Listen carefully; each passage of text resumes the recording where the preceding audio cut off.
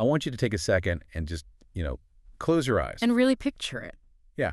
Picture a photograph that you can never, ever forget. One of those images where you feel like you know the subject's entire life story from just a single frame. Right, the kind that just burns itself into your memory. Exactly. And today we're doing a deep dive into a really comprehensive article from sanalsurgi.com, plus a companion audio analysis to figure out exactly how those unforgettable images are made. And we're focusing on the legendary photographer, Steve McCurry. And to really get into McCurry's work, we can't just casually flip through a portfolio of famous pictures. We have to reverse engineer his visual mechanics. We need to understand the how and the why. Like, why do his specific aesthetic choices lock these photos into your brain so permanently? Well, to understand the how, we really have to start with the where and the when. So picture this. It's 1979. A really volatile time. Oh, incredibly. Yeah. We're in South Asia, and there's a man in a disguise quietly trying to sneak across the Afghan border. Right before the Soviet invasion. Exactly. Yeah. The reality of a massive Soviet invasion is just starting to set in, and the stakes here are absolute. If he gets caught by the wrong patrol, he's dead. Yeah, it's not an exaggeration. No, not at all. But his most valuable asset on this incredibly dangerous trek isn't a weapon. It's, get this, physical rolls of camera film, literally sewn into the lining of his clothes. It's like something out of a spy novel. It really is. He's using his own garments to smuggle out proof of a hidden war. And that 1979 border crossing, it wasn't just some reckless stunt. No, it was the catalyst for his entire career. Right, because he was taking these massive, life-threatening risks to expose realities that the Western world had, frankly, barely even registered at that point. Yeah, and what's fascinating here is when you analyze his rise to global prominence, it's not an accident. It's the perfect storm, a convergence of three very distinct forces. Okay, break that down for us. So first you have that raw, gritty field experience. He wasn't, parachuting in for a weekend photo op. He was embedding himself in the dirt and the danger. He was living it. Exactly. And second, you combine that raw grit with the massive, unparalleled global platform of National Geographic. Right, which is huge. Huge. Suddenly, the hidden realities he's capturing in these super remote war zones, they're sitting on millions of suburban coffee tables all over the world. That reach is just mind-blowing. And the third piece of that triad hits a bit later, in 1986, right? Yeah, 1986. That's when he joins Magnum Photos. And for anyone who might not be familiar, Magnum is essentially the absolute gold standard of photojournalism. Oh, without a doubt. It's the heavyweight champion of editorial backing. Right. Getting their stamp of approval shifts a photographer from just being, a magazine shooter to being recognized as a serious artist and historian. Yeah, so he's got the unfiltered grit of the real world combined with this massive megaphone of a platform, and then boom, ultimate institutional credibility. But having all that reach, it doesn't automatically guarantee impact, does it? No. Definitely not. To actually make people stop flipping the pages and stare, he had to develop a highly specific visual language. And looking closely at the whole Sanalsurgi retrospective, that visual language is anchored entirely by one specific element. The human being. Yes, the human anchor. Yeah. In McCurry's work, the war, the disaster, the crushing poverty, they are all just background theater. Just the set design, really. Exactly. The camera is always relentlessly focused purely on the human lead actor. The burning buildings or the flooded streets, they're completely secondary. And if we connect this to the bigger picture, the psychological impact of that choice is staggering. Think about how your brain processes a photograph of a ruined city or a bombed-out landscape. It kind of just files it away, right? Yes, your brain immediately categorizes it as a historical statistic or a geopolitical event. It's terrible, obviously, but it remains an abstraction. It's just the news. You look at it, you process the data, and you just move on with your day. Right. But a human face bypasses all of those analytical, categorizing walls in your brain. A human face is a universal map. It hits you right in the gut. Exactly. It strikes directly at your emotional core. Because it doesn't matter what language you speak or what religion you practice or where you live, you know exactly what fear or defiance or sheer exhaustion looks like in someone's eyes. You can't unsee it. No, you can't. It forces empathy before your brain even has time to contextualize the politics of the image. So what does this all mean for his most famous photograph? Because we really can't talk about Steve McCurry's mechanics without talking about the 1984 portrait of Sharbat Gula. Famously known as the Afghan Girl. Right, the Afghan Girl. We absolutely cannot skip that. It is literally a masterclass in this exact psychological technique. Let's set the scene for a second, just to understand the physical reality of that moment. It's 1984. We're in the Nasir Bagh refugee camp in Pakistan. A really tough environment. Oh, incredibly tough. The whole place is defined by choking dust, grinding poverty, and just total uncertainty. And McCurry is just wandering through the camp. He steps into this makeshift, ragged tent that's being used as a school. And it's a completely serendipitous, unplanned moment. Totally unplanned. He didn't set up a studio. He didn't bring in light stands. He just walked right in. Yet the result looks meticulously engineered. I mean, here's where it gets really interesting, technically speaking. Oh, yeah, the technical side of this is wild. You'd have to remember he was shooting on Kodachrome slide film. And slide film is notoriously unforgiving. Like, zero margin for error. Literally zero. If your exposure is off by even half a stop, the image is ruined. You either blow up the highlights completely or you crush the shadows into pitch black. And he favored Kodachrome 64, right? Which has an incredibly low ISO. Right, meaning it needs a massive amount of light. So shooting indoors, inside a dark tent, without a tripod or any artificial flash, it requires terrifying mathematical precision. He had to have his camera lens wide open and just hold perfectly still to get that shot. Yeah, and he recognized how this specific, diffused, natural light filtering in through the frayed tiers of the tent would model her face. It created this perfect, soft illumination with deep, dramatic shadows. It's almost like $1 million studio lighting, but it's just a torn tent. Exactly. Capturing that on Kodachrome without motion blur is a technical marvel, but, and this is crucial, the light is only half the story. Right. The color is what elevates it from a great portrait to a historical icon. Okay, so I was thinking about this while going through the source material, and I realized something.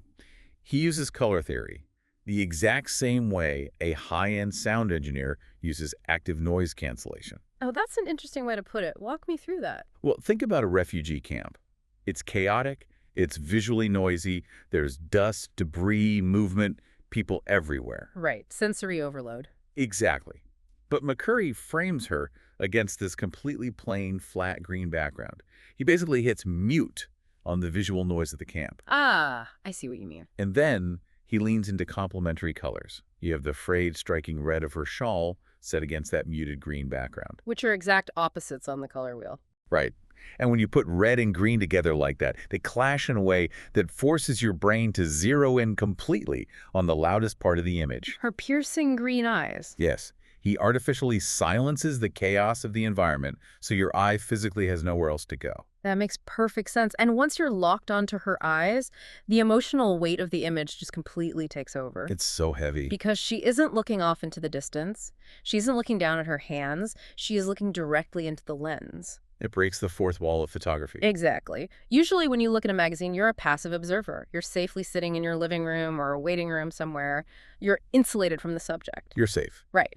But her direct, unflinching gaze, it transfers a burden of responsibility onto you. You aren't just consuming a photograph anymore. You have become a witness to the trauma, the fear, and the sheer defiance of an entire war. That eye contact demands that you care. It really does. But this raises an important question. If the face, and specifically that direct gaze, is his ultimate cheat code for empathy, what happens when he can't use it? What do you mean? Well, some of his absolute best work, like the 1983 photo, Dust Storm, Rajasthan doesn't have a single face in it. Does he always need a face to make us feel that emotional weight? It almost contradicts his entire philosophy of the human anchor. That is the perfect counterexample. Because Dust Storm, Rajasthan completely throws the direct gaze theory right out the window. Right. But it achieves the exact same emotional resonance through a totally different mechanism. In this photo, you have a group of women huddled together against this massive, suffocating, blindingly yellow dust storm. It looks so oppressive. It is. They have their backs turned to the violent wind, wrapped tightly in these vibrant red garments, and you don't see a single facial expression. And because you can't see their faces, you don't know who they are. They lose their specific individual identity. And by losing their specific identity, they become universal. It's no longer a portrait of 5 specific women in India. It becomes this rhythmic, aesthetic monument to human resilience against the brutal forces of nature. We're painting shapes of their huddled bodies. It creates this visual rhythm. Exactly. The intense contrast of the red fabric against the heavy, physical yellow dust, tells a story of survival without needing a single eye looking at the camera. I mean, you can almost feel the grit in your teeth just looking at the image. You really can. And he relies heavily on that visual rhythm in other ways, too. Like, we see him freeze time with geometric structure in another photo from 1983, Bicycles on a Train, West Bengal. Oh, that's a brilliant one. When you first glance at it, it's like looking at a strict metal spreadsheet. Yeah, very rigid. She's got this heavy steel, the rust, the perfectly repeating square train windows, and these bicycles hanging on the outside. It's very static. It is entirely structured around mechanical lines. It's almost like a Bauhaus design. Right. But then, that rigid geometry is suddenly interrupted. Out of those perfectly square, repeating metal cells, you see these curious, tired, living human faces looking out. It completely subverts the image. It really does. The contrast between the cold, rigid machine and the soft, organic human element is what makes it a masterpiece. The human faces literally break the grid. And he explores that human element within a mechanical space from a completely different angle in his photo Train Passengers, India, also from 1983. Wow, that one is intense. Yeah, because instead of looking from the outside in at a geometric grid, he puts you right inside the claustrophobia of the train car itself. It feels incredibly crowded just looking at it. I mean, you can almost feel the lack of oxygen in the room. You really can. You have bodies physically shoved into the overhead luggage racks. It's chaotic. But he doesn't just present it as a mess. Right. He organizes the chaos into layers using light. How so? Well, the way the yellow, sickly light of the train interior hits the white clothing of the passengers, it acts as a literal map for your eyes. Oh, wow. It forces your gaze to travel from the exhausted faces up in the luggage racks down to the people sitting tightly packed below. It keeps your eye constantly moving through the claustrophobia. He is actively managing the viewer's experience of a very, very tight space. So we see him use light to map a room. But as he gets older, he stops relying so much on the environment for structure and starts relying on the human body itself. Yes. Which brings us to his 2010 portrait, Elder of the Rabari Tribe. If the train photo uses light as a map, this photo uses the human face as a literal topographical map. That's a great way to describe it. He places this elder right in the center of the frame under the harsh desert sun. And the wrinkles. The deep, incredibly pronounced wrinkles on the man's face aren't just standard signs of aging. They read like a geographical record of his life, of his culture, and the harsh environment he survived. Every single line tells a story of endurance. The texture of his skin carries as much narrative weight as the sweeping landscapes in his other photos. It's incredible. And, we've talked about all these incredible singular images. Yeah. And a single photo is loud. It's like a scream. It grabs your attention immediately. Definitely. But the Sanal Sergi article makes a really crucial point about how we actually consume his work. Compiling these intensely saturated, emotionally heavy photos into books changes the psychological experience entirely. It really does, because sequencing is everything in photography. If you put 50 loud, intense portraits back to back, the viewer just goes numb. Right. The brain habituates to intense stimuli, and the images just lose their power entirely. It's like listening to an album with 12 heavy metal tracks in a row. By track 6, it's just white noise. Precisely, and that's why his books function so brilliantly. They act as a curated symphony of pacing. A symphony of pacing, I like that. You get a loud, saturated portrait, and it's followed by a quiet, muted landscape. He gives the viewer's eye and soul a place to rest. That makes sense. Take Monsoon, for example. It's an entire book dedicated to atmosphere. He doesn't just photograph the rain, he photographs the heavy, tactile relationship between human beings and the water. You see flooded streets. Yeah, people carrying their livelihoods through neck-deep water. It's about the physical sensation of the weather. And then you have Southeast, which takes these incredibly diverse cultures across Asia and somehow connects them all with a universal visual language. It's beautifully done. And India, which many consider the absolute peak of his mastery over saturated color.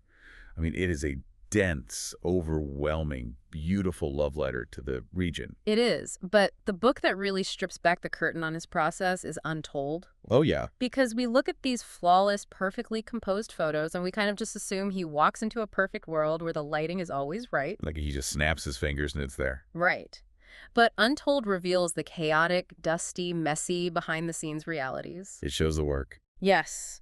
It shows you the contact sheets with the failed shots, the waiting, the endless patience, and the literal sweat that went into capturing those seemingly effortless, perfect moments. However, that perfection, that flawless golden ratio composition we keep returning to, it brings us to the most complex and heavily debated part of our deep dive today. Yes, the ethics of it all. Right. It brings up a very real ethical tension in the world of photojournalism. It is a debate that has followed his career for decades, honestly. Let's look at the mechanics of it objectively. Mm. You go into a dusty refugee camp or a war zone or a flooded village, Mhm. and you take a photo of a person who is suffering, someone who is starving, who's lost everything. Yeah. Then you take that image, blow it up to massive proportions, print it with the highest quality archival inks, and you hang it on the pristine white wall of a luxury museum in Paris or New York. The contrast is jarring. It is. It feels inherently uncomfortable to look at a starving person and think, wow, the symmetry and the color palette here are just gorgeous. It raises the fundamental question of what happens when photojournalism crosses over into high art. Does the sheer aesthetic perfection of his work aestheticize trauma? Are these images too beautiful? Do we get so lost in the gorgeous reds and greens of the Kodachrome film that we forget we are actually looking at real, agonizing human suffering? That's the critique, right? That the beauty is a distraction from the reality. It is. But the source material offers a really profound counter-argument to that critique, one that really dissects human psychology. Okay, let's hear it. The defense of his work is built on the concept that beauty is a Trojan horse. Beauty is a Trojan horse. That is a fascinating way to frame it. Think about our natural psychological defense mechanisms. If McCurry shot these tragedies in a standard, gritty, overly graphic, and ugly way, what would most people do when they saw the photos in a magazine? They'd look away. I mean, it's too painful. Self-preservation kicks in and we just turn the page to look something easier to digest. Exactly, we shut down. But by using breathtaking colors, flawless composition, and stunning light, he bypasses that defense mechanism. He tricks the viewer. He does. He makes the image undeniably beautiful, so your eye is naturally drawn to it. You let your emotional guard down to appreciate the aesthetics, and before you know it, he has smuggled the harsh reality of human suffering right into your heart. Wow. The aesthetic perfection isn't masking the tragedy, it's the delivery mechanism for it. So he uses the beauty to force you to keep your eyes open long enough to actually look at the pain. Exactly. It's a mechanism to demand prolonged empathy. That completely reframes his entire portfolio for me. It really does. It shifts the beauty from being an ethical flaw to being a necessary communicative tool. So bringing all of this together, Yeah. we live in a world where borders shift overnight, geopolitics are in constant upheaval, and the places he photographed in the 70s and 80s look entirely different today. Everything is in flux. Constantly changing. But what McCurry's work does, time and time again, is freeze the one constant in all of that chaos. Whether it's through the direct gaze of a refugee, the huddled backs in a dust storm, or the map of wrinkles on an elder's face, he freezes the resilience, the pain, and the fragility of the human condition. He does. And that actually leads to a really interesting philosophical reality for us to consider today. What's that? Next time you pull out your smartphone, which, by the way, has a sensor mathematically superior to anything McCurry hauled across the Afghan border in the 1970s, think about what you're actually capturing. Oh, that's a good point. The technology is essentially perfect now. You don't have to worry about the rigid limitations of slide film or calculating manual exposure in a dark tent. Right, the camera just does all the math for you instantly. Which means the only variable left is where you choose to point it and how long you're willing to look. Are you just recording the data of a room? Are you just logging a beautiful background for social media? Or are you trying to freeze the human condition? Are you taking the time to actually connect with the raw, messy, complex human story staring back at you? Because the photographs that actually stick with you, the ones you can still see with your eyes closed, they aren't the ones that just show you what a place looked like. No, they're not. They are the ones that bypass your analytical brain and make you feel like you know the subject's entire life story from just a single frame.